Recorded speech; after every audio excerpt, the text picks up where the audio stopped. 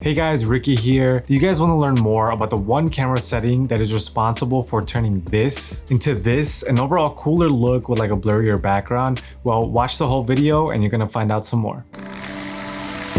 So let's talk aperture, guys. The first thing you need to know is the aperture value is solely dependent on the lens that your camera has. So this lens has a different top aperture compared to this lens, so it doesn't really matter that I use the same like Sony mirrorless camera. And same with phones, where if your phone has multiple cameras, it's most likely that every camera has like a different top aperture. So what does aperture actually do, and how do you read and manipulate the values to get the look that you want? Well, I'm gonna try to go through it as efficient and simple as possible, so let's get right into it. So the easiest way to start is to think about your eyes as lenses, because it's actually pretty insane that we have technology that does things similar to our eyes. Anyways, aperture controls just how much light the lens allows to get through to the camera sensor. It's a bit of a mouthful, but it's kind of simple. So how it does this is by expanding or closing elements inside the lens, which if your eyes are lenses, then your irises and pupils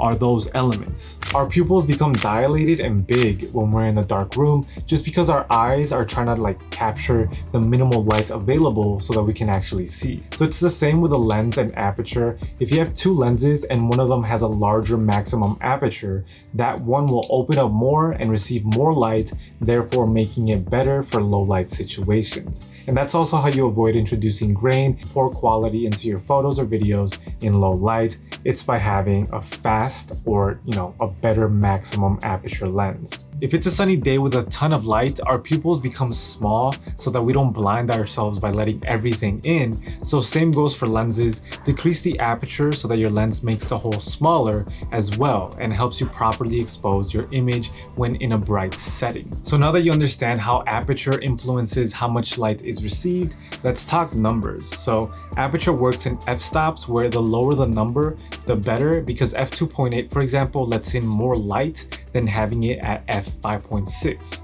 So you might buy an affordable mirrorless camera and it comes with a kit lens where the maximum aperture is like f3.5. That's not bad. But usually people then look for a lens with an aperture of like f1.8 so that in low light it performs better, and also it isolates the subject and you give it more background blur.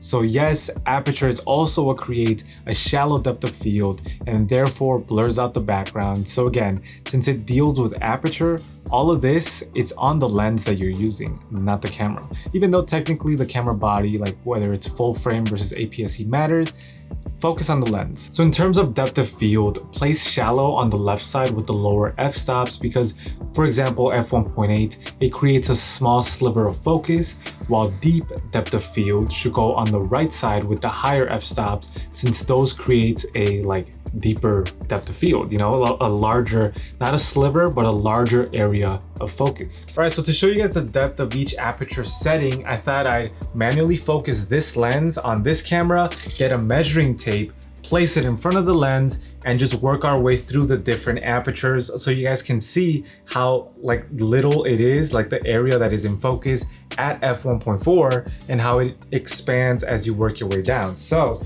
let me start the recording. Oh my God, it was recording already. Okay, I'm gonna try to focus the 5. So here you go. This is at f1.4. So I'm gonna work my way down, f2, f2.2, 2.5, 2.8. So you see this, it's still a small area. So this is more for portraits where, the eyes of the model and the face are in focus, but the background is blurry. So it looks overall really cool, and you don't really need to see the background because the focus should be on the model. Now let's drop it more to like f4.5, f5.6, 6.3, 7.1. So for this, the area got, it expanded, which is, for example, if you're taking a photo of shoes, you don't only want the front of the shoe to be in focus for all of the shots. You want to have like a full-on front to back shot. So now let's keep working our way down. F10, F11, F13, 14, 16. So here, look, everything is pretty much in focus, which I would imagine, again, if we have to categorize having it all the way like at F16, it would be like a landscape shot. For example, if you are in the mountains and you want the grass that's closest to the camera, but also the mountains in the back, you want everything to be in focus, then yeah, bring down the speed of the aperture.